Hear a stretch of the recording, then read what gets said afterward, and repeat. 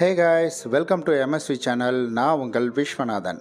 நம்ம இன்றைக்கி பார்க்க போகிறது என்னென்னா, ரொம்ப முக்கியமாக நம்ம லைஃப்பில் தேவையான விஷயத்தை பற்றி தெரிஞ்சுக்க போகிறோங்க.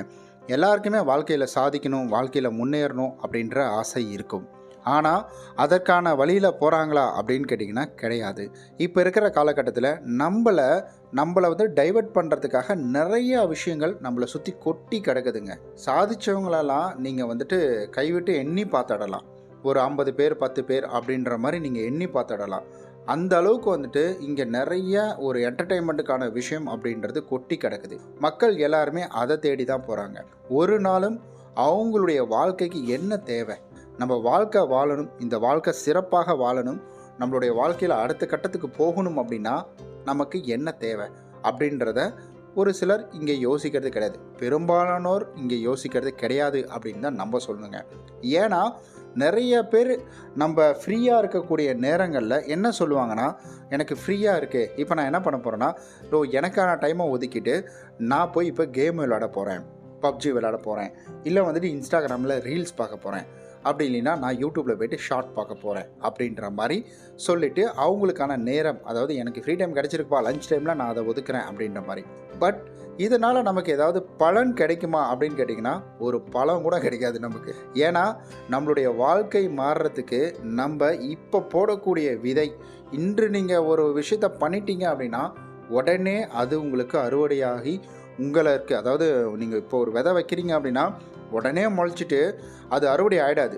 இப்போ வைக்கக்கூடிய விதையாகப்பட்டது எப்படியும் ஒரு வருடம் கழித்து அது விதை ஒரு மரமாக மாறுமோ அல்லது ஒரு செடியாக மாறுமோ, ஏதேனும் ஒரு வகையில் அது உருமாறும் அப்படின்றதுல எந்த வித மாற்று கருத்துமே கிடையாது. ஆனால் இப்போ அந்த விதையை வைக்கிறது நம்ம ஒரு வருடம் கழிச்சு நம்ம அதை அறுவடை பண்ண போகிறோம் அப்படின்றத தெரியணும் நமக்கு. நம்ம என்ன பண்ணுறோம்னா, இன்றைக்கி பண்ண வேணாம், நாளைக்கு பண்ணலாம் அப்படின்ட்டு தள்ளி போட்டுக்கிட்டே போகிறோம். அதை போட்டுட்டு நம்ம அடுத்த கட்ட வேலைகளை பார்க்கலாம். இன்னும் கொஞ்சம் புரிகிற மாதிரி சொல்லணும் அப்படின்னா, உங்களுக்கு ஒரு தொழில் தொடங்கணும்னு ஒரு ஆசை இருக்குது. அந்த தொழில் தொடங்கணும். அந்த தொழிலில் தொடங்கிறதுக்கு நமக்கு இப்போ பணம் தேவைப்படுது. பணம் நம்ம கையில் இல்லை. அந்த பணம் ரெடி ஆகிறதுக்கு எப்படியும் ஒரு வருட காலம் அப்படின்றது எடுத்துக்கும். அப்போ நம்ம என்ன செய்வோம்னா, அந்த தொழிலை பற்றி நம்ம யோசிக்க மாட்டோம். ஆனால் அந்த தொழில் செய்யணும் அப்படின்ற நாட்டம் நமக்குள்ளே இருக்கும், அதாவது செய்யணுன்ற எண்ணம் நமக்குள்ளே இருக்கும். நம்ம என்ன செய்வோம்னா, இன்னும் பணம் வரல, அதனால் இதை அப்படியே கிடப்பில் போடுவோம், நம்ம பணம் வந்ததுக்கப்புறம் இதில் வாங்கக்கூடிய விஷயங்கள் எல்லாத்தையுமே நம்ம பண்ணிக்கலாம் அப்படின்னு. பணம் வந்ததுக்கப்புறம் நம்ம எதில் இந்த பணத்தை கொண்டு போய் போடுறது, எப்படி பண்ணுறது அப்படின்னு தெரியாமல் பணத்தை கையில் வச்சுட்டு அல்லாடிட்டு இருப்போம்.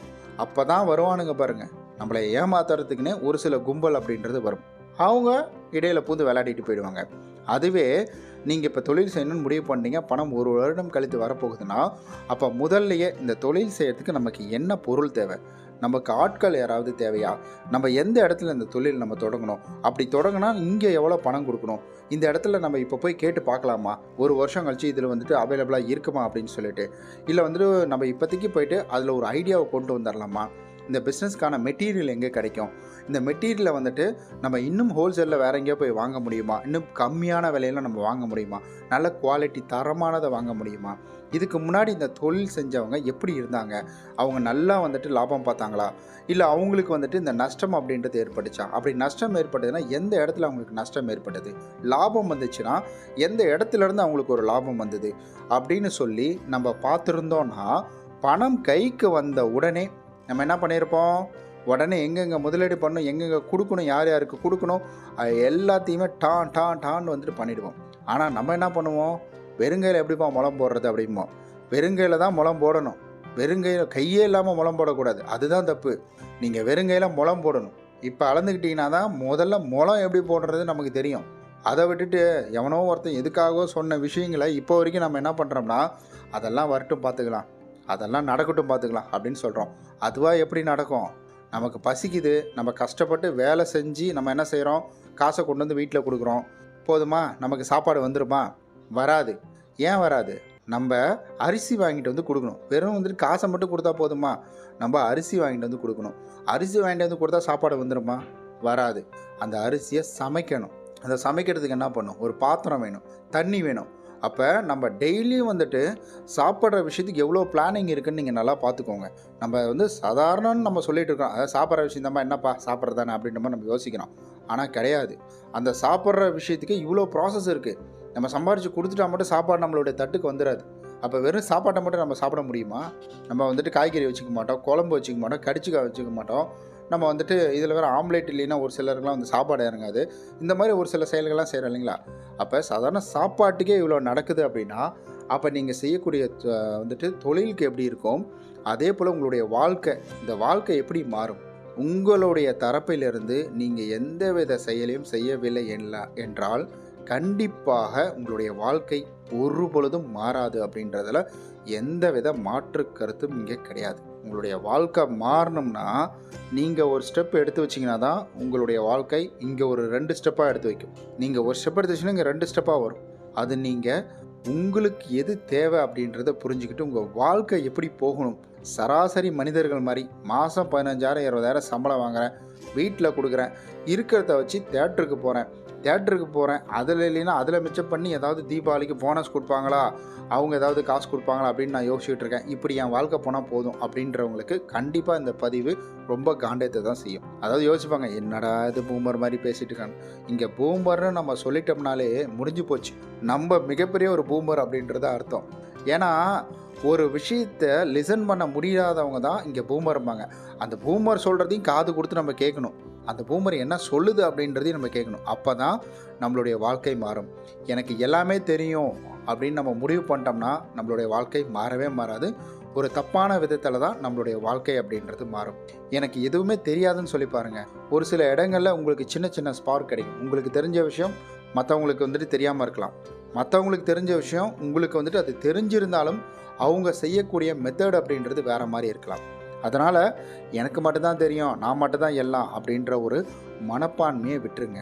உங்களுடைய வாழ்க்கை மாறணும் அப்படின்னா அப்போ நீங்கள் முதல்ல மாறணும். நீங்கள் உங்களுக்கு என்ன தேவை அப்படின்றத நீங்கள் முடிவு பண்ணி உங்களுடைய வாழ்க்கையை ஆரம்பிக்கிறதுக்கான அனைத்து வேலைகளையும் நீங்கள் இப்பொழுதிலிருந்து செய்ய ஆரம்பிச்சு நீங்கள் என்ன வேணால் பண்ணுங்கள். இல்லை என் வாழ்க்கை வந்து இப்படியே இருந்துட்டு போட்டோம் அப்படின்னீங்கன்னா ஒன்றும் பிரச்சனை இல்லை, ஸ்கிப் பண்ணிவிட்டு நீங்கள் வந்துட்டு அடுத்தது பார்க்க போகலாம். நல்லா தெரிஞ்சுக்கோங்க, முயற்சி செய்யாமல் இங்கே எதுவும் அமையாது. நான் முதல்ல சொன்ன மாதிரி நம்ம சம்பாரித்து கொடுத்துட்டா மட்டும் போதாது, அரிசி வாங்கிட்டு வந்து கொடுக்கணும். இல்லைன்னா நீங்கள் வாங்கிட்டு வந்து கொடுக்கலினாலும் வேறு யாராவது வாங்கிட்டு வந்து கொடுப்பாங்க. அப்போ கண்டிப்பாக உங்களுடைய லைஃப் மாறணும் அப்படின்னா அப்போ நிச்சயம் இதை நீங்கள் பண்ணி தான் ஆகணும். நீங்கள் பண்ணிடுவீங்க அப்படின்ற ஒரு ஹோப் இருக்குது. நீங்கள் உங்களுடைய லைஃப் என்ன மாதிரி மாறணும்? அடுத்த வருடம், அதாவது 2025 வரப்போகுது. 2025 கடைசியில் உங்கள்கிட்ட கார் இருக்கணுமா, பைக் இருக்கணுமா, சொந்த பைக் இருக்கணுமா, இல்லை வீடு கட்டணுமா, உங்களுக்கு என்ன ஐடியா இருக்கோ, உங்களுக்கு என்ன கோல் இருக்கோ அதை வந்துட்டு கீழே வந்துட்டு கமெண்ட் பண்ணிட்டு போங்க. கண்டிப்பாக அதுக்கான ஏதாவது ஐடியா கொடுக்குற மாதிரி வீடியோஸ் இருந்ததுன்னா நான் வேறு ஏதாவது வந்துட்டு செக் பண்ணி பார்த்துட்டு R&D பண்ணி பார்த்துட்டு அதை உங்களுக்கு ஒரு வீடியோவாக கூட நான் கொடுக்குறேன். யாராக இருந்தாலும் சரி, ஒரு இது உங்களுக்கு தெரிஞ்சதாக இருந்தால் சரி, நீங்கள் கீழே கமெண்ட் பண்ணி கண்டிப்பாக இந்த பதிவு உங்களுக்கு வந்துட்டு யூஸ்ஃபுல்லாக இருந்திருக்கும் அப்படின்னு நம்புகிறேன். எந்த அளவுக்கு இந்த வீடியோ உங்களுக்கு யூஸ்ஃபுல்லாக இருந்தது அப்படின்றத மறக்காமல் கமெண்டில் சொல்லிவிடுங்க. இந்த வீடியோ உங்களுக்கு பிடிச்சிருந்தால் ஒரு லைக் ஒன்று பண்ணிவிட்டு மறக்காமல் சப்ஸ்கிரைப் பண்ணி விட்ருங்க. ஏன்னா நெக்ஸ்ட்டு வீடியோ இன்னும் கொஞ்சம் வந்து குவாலிட்டி, இன்னும் கொஞ்சம் வந்துட்டு அதிகமாக வந்துட்டு நம்ம நிறையா விஷயங்கள் R&D பண்ணுறதுக்கு ரொம்ப யூஸ்ஃபுல்லாக இருக்கும். எனக்கு ரொம்ப மோட்டிவேஷனலாக இருக்கும். ஓகே நண்பர்களே, நம்ம நாளைக்கு இது போல் வேறு ஒரு சூப்பரான மோட்டிவேஷனல் வீடியோவில் சந்திக்கலாம்.